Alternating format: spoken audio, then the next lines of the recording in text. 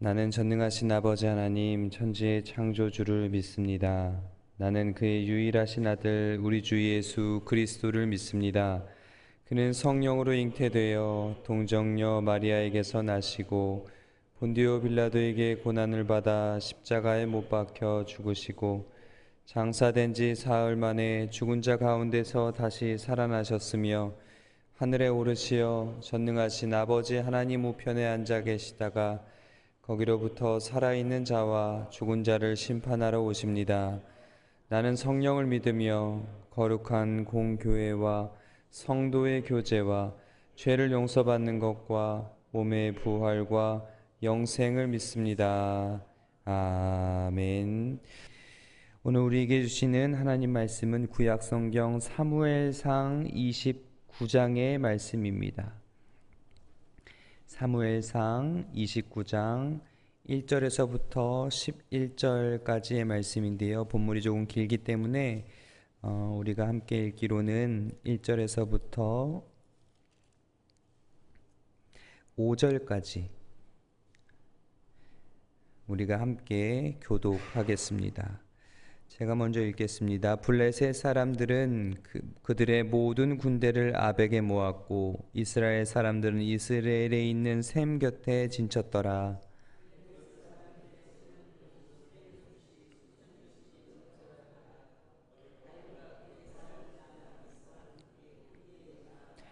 블레셋 사람들의 방백들이 이르되 이 히브리 사람들이 무엇을 하려느냐 하니 아기스가 블레셋 사람들의 방백들에게 이르되 이는 이스라엘 왕 사울의 신하 다윗이 아니냐.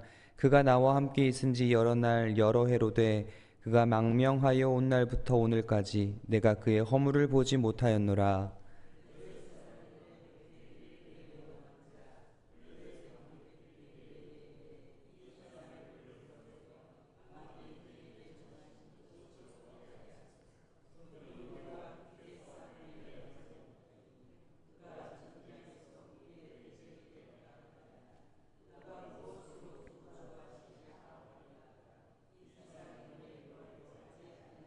함께 있습니다. 그들이 춤추며 노래하며 이르되 사울이 죽인 자는 천천히요 다윗은 만만이로다 하던 그 다윗이 아니니까 하니. 아멘. 사단은 우는 사자와 같이 집어삼킬 자를 두루 찾아다니지요.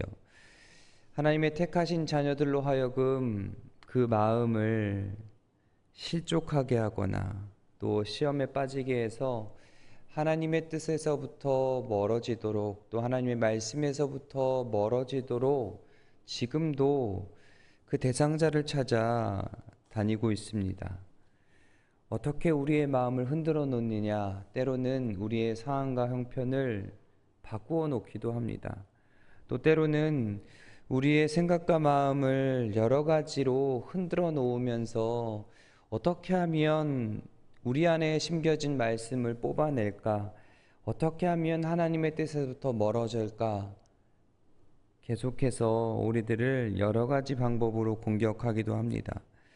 특별히 우리들 가운데 여러 시험과 환난이 찾아오는 경우가 우리의 상황과 형편 때문일 때도 있지만 때로는 우리가 속해 있는 공동체 안에서 혹은 속해 있는 마주대하는 어떤 주변의 사람들을 통해서 우리에게 불필요한 감정들이 심겨질 때가 있습니다.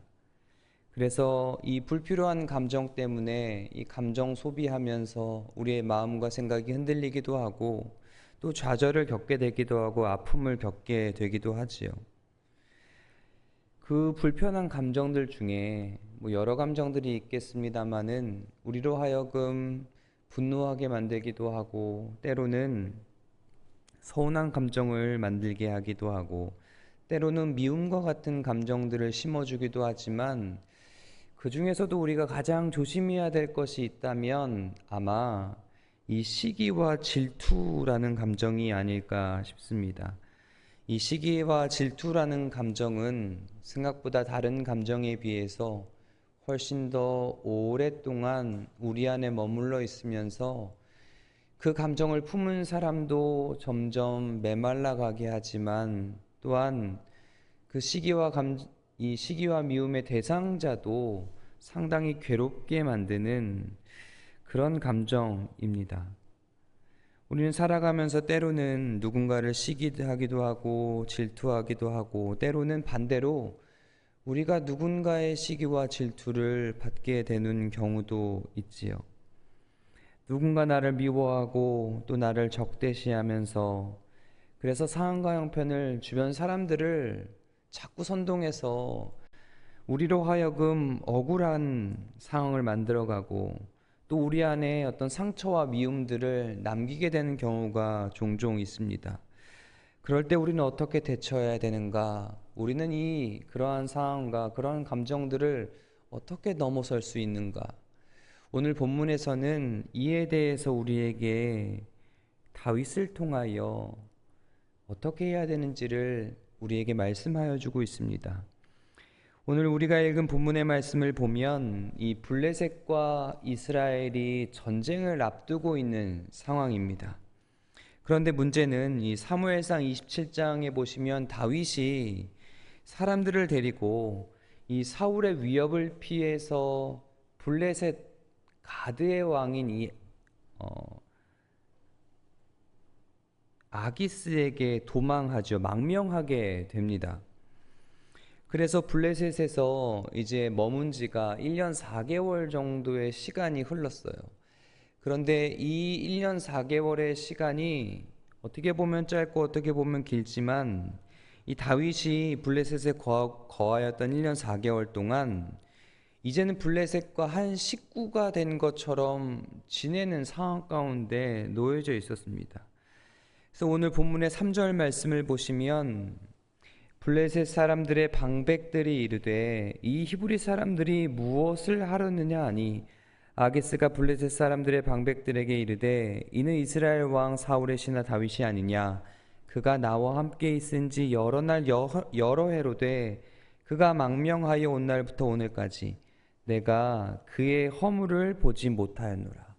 아기스 왕이 이야기하기를 망명하여 온 그날부터 여러 날 여러 해가 지났지만 나는 그에게서 어떠한 허물도 보지 못했다. 이 블레셋 왕 아기스가 다윗을 인정하고 있습니다. 근데 이 블레셋 왕의 평가는 어떻게 보면 조금 이제 상황이 특이하지요. 왜냐하면 이 다윗이 세상에 이름을 널리 알리게 된 계기가 바로 이 블레셋과의 전투였습니다.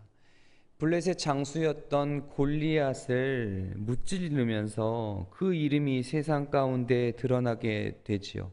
그러니까 반대의 입장인 블레셋에서 본다면 이 다윗이라고 하는 사람은 그들의 전쟁 영웅이었던 용맹한 블레셋 장수였던 이 골리앗을 죽인, 어떻게 보면 굉장히 미움이 대상이 될 수밖에 없는 사람이 바로 다윗이었는데, 그런 그를 이 왕이 지금 인정하고 있는 겁니다.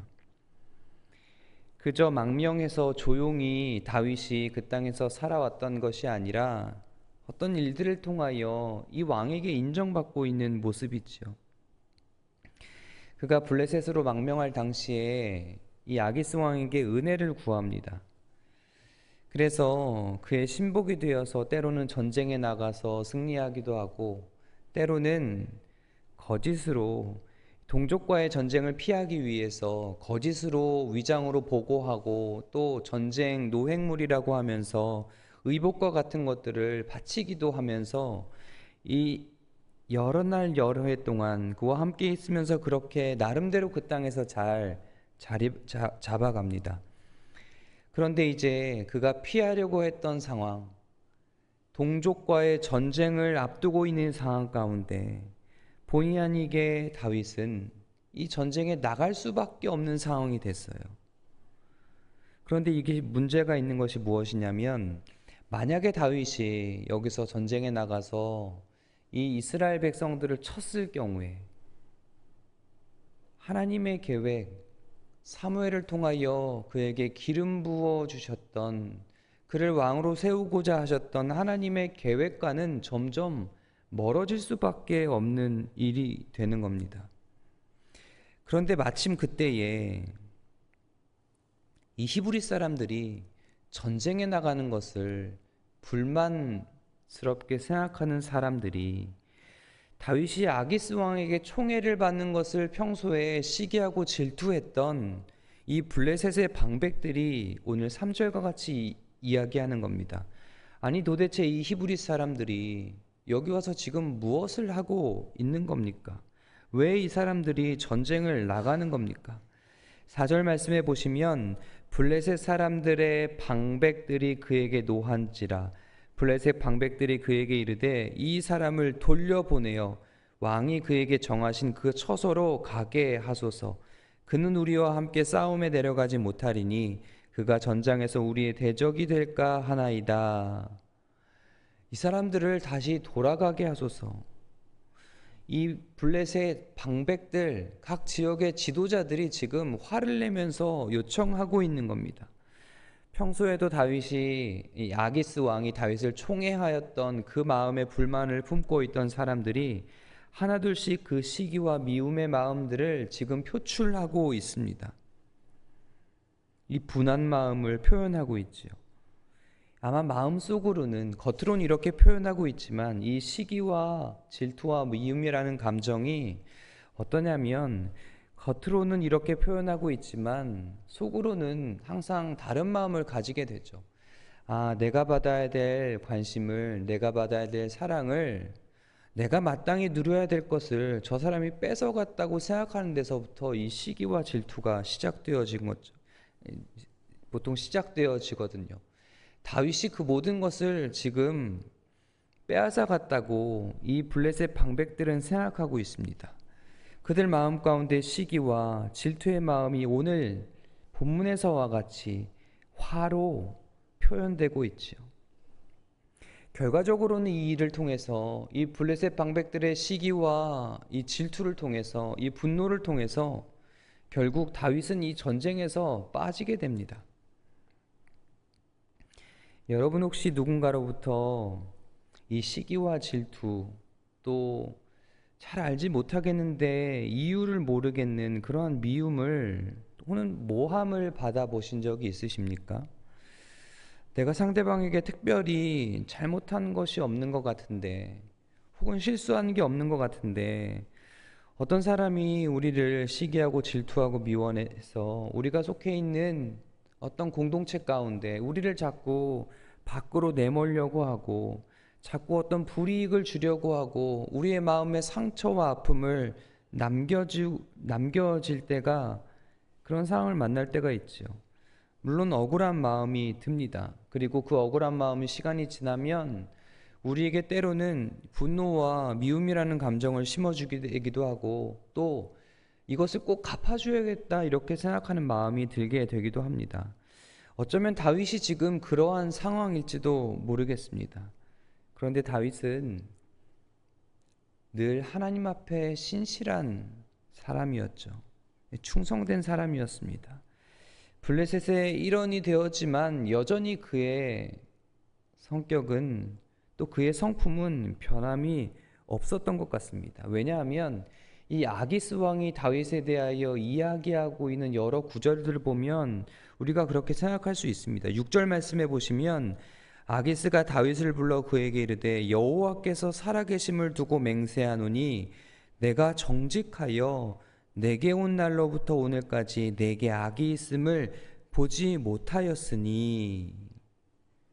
그 9절 말씀에 또 보시면 아기스가 다윗에게 대답하여 이르되 내가 내 목전에서 하나님의 전령같이 선한 것을 내가 아나. 아기스 왕은 한때는 적이었더니 다윗을 향하여 내 안에는 악이 없고 너는 선한 사람인 것을 내가 정말 잘 안다. 너는 정말로 정직한 사람이다. 내가 그것을 너무나도 잘 안다. 이렇게 얘기하고 있죠. 한때 적이었던 그에게 이렇게 평가하는 것을 보면 다윗은 정말로 하나님 앞에 그리고 많은 사람들 앞에서 성실하고 정직한 삶을 살아왔던 것 같습니다. 이 8절에 보니까요. 다윗이 아기스에게 이르되 내가 무엇을 하였나이까? 내가 당신 앞에 오늘까지 있는 동안에 당신이 종에게 무엇을 보셨기에 내가 가서 내 주 왕의 원수와 싸우지 못하게 하시나이까 하니, 비록 마음에 없던 말이라도 그는 자신의 동족과 이스라엘을 내 주 왕의 원수라 이야기하며 자신도 싸움에 나갈 준비가 되어 있다라고 표현하고 있죠.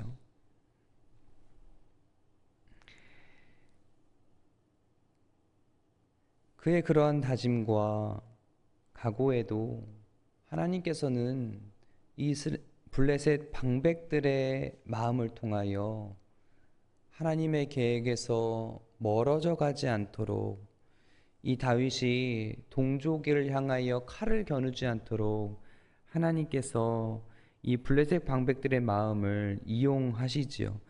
여러분, 우리들 가운데에도 때로는 이러한 경험이 있게 될 때가 있습니다. 때로는 우리가 그래서 속상하고 또 사람들과의 관계 가운데 남몰래 눈물을 흘리기도 하지만, 우리가 잘 알고 있듯이 이 블레셋 방백들의 다윗을 향한 이 시기와 질투가 결국에는 다윗으로 하여금 어쩔 수 없이 동족들에게 칼을 겨눌 수밖에 없는, 그래서 이스라엘의 장차 왕이 될 자격조차 박탈당할 수 있는 그 위기 가운데 건져내 주시는 하나님의 은혜로 지금 적용되었다는 겁니다. 그래서 그 미움이 훗날에는 다윗을 이스라엘 왕으로 세우는 데에 하나님의 계획을 이루는 하나의 수단이 되어짐을 오늘 본문의 말씀은 우리들에게 말씀하여 주고 있죠. 여러분, 이와 같이 우리가 받는 시기와 미움과 질투 및 때로는 우리에게 있는 그런 상처와 아픔이 시간이 지나고 나서 우리에게 은혜로 돌아오는 때가 있습니다. 우리의 삶에도 있고, 또 오늘 본문에서 다윗뿐만 아니라 많은 성경의 인물들의 삶을 들여다보면 오늘의 아픔과 오늘의 어려움이 결국 하나님의 은혜로 하나님의 선하신 계획을 이뤄가는 하나의 수단이 되는 은혜가 되어지는 경우들이 등장합니다. 여러분, 대표적으로 야곱을 보면요, 그가 삼촌 라반의 집에서 20년 동안 종살이를 하게 됩니다. 그런데 어느 순간 이 라반이 야곱을 대하는 마음이 바뀌어지게 돼요. 성경은 이 라반이 야곱을 바라보는 안색이 변하였다라고 표현하고 있는데요.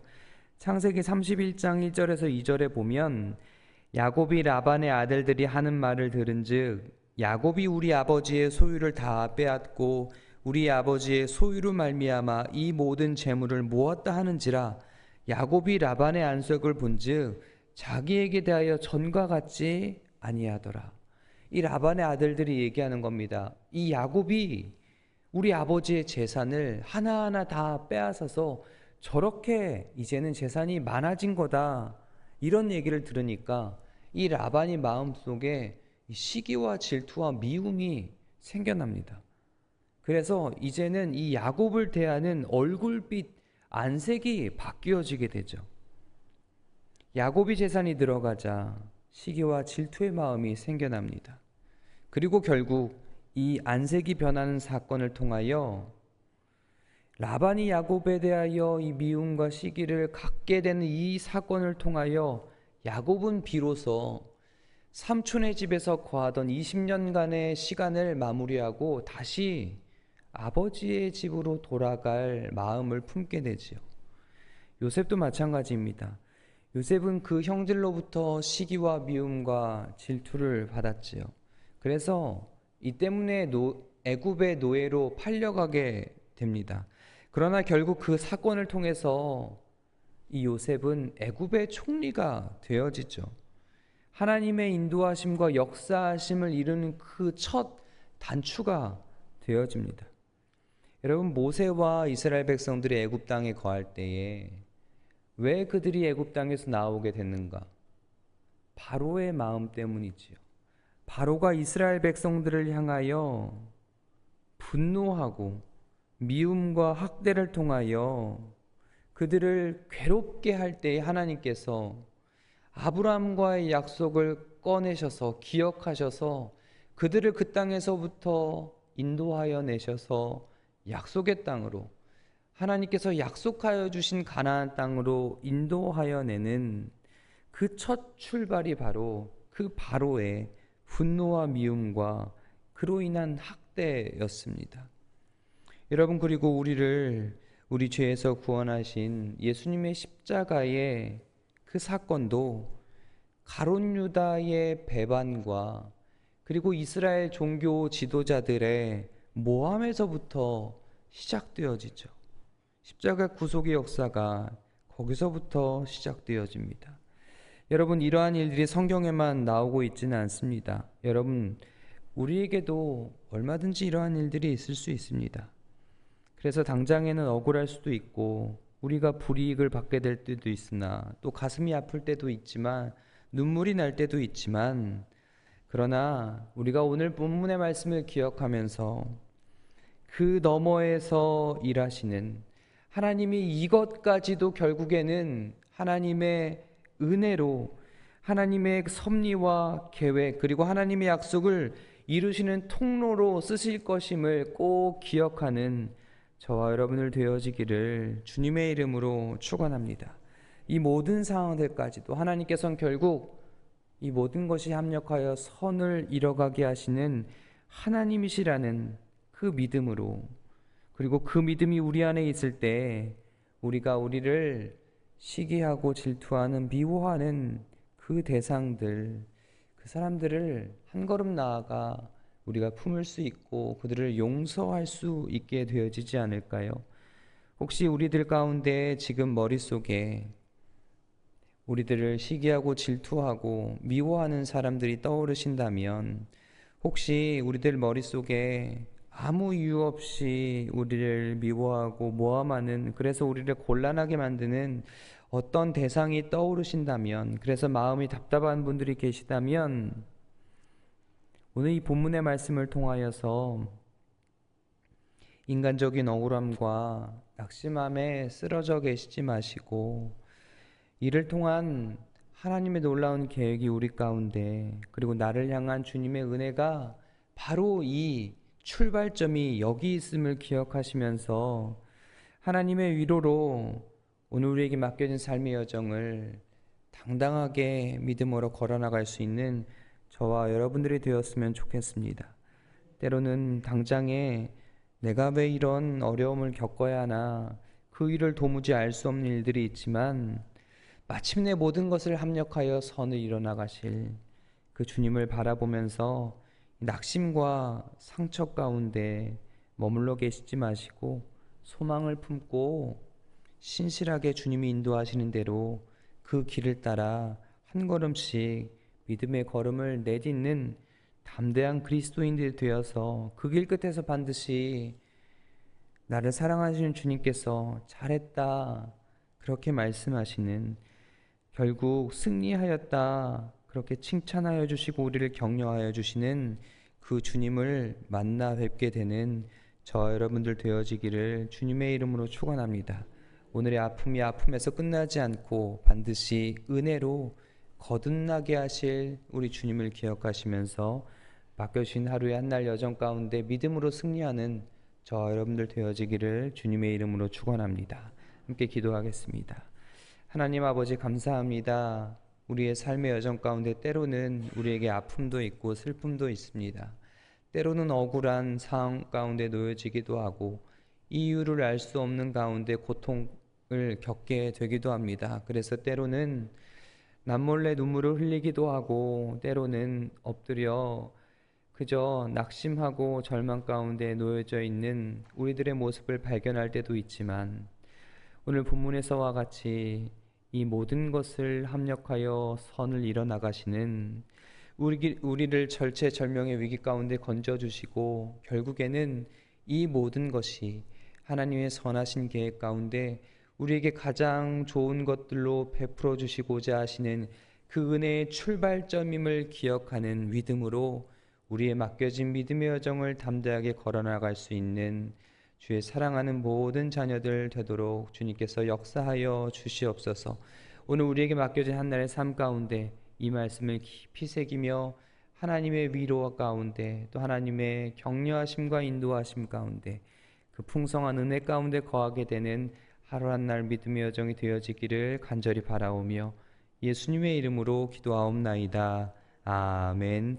하늘에 계신 우리 아버지, 아버지의 이름을 거룩하게 하시며 아버지의 나라가 오게 하시며 아버지의 뜻이 하늘에서와 같이 땅에서도 이루어지게 하소서. 오늘 우리에게 일용할 양식을 주시고 우리가 우리에게 잘못한 사람을 용서하여 준 것 같이 우리 죄를 용서하여 주시고 우리를 시험에 빠지지 않게 하시고 악에서 구하소서. 나라와 권능과 영광이 영원히 아버지의 것입니다. 아멘.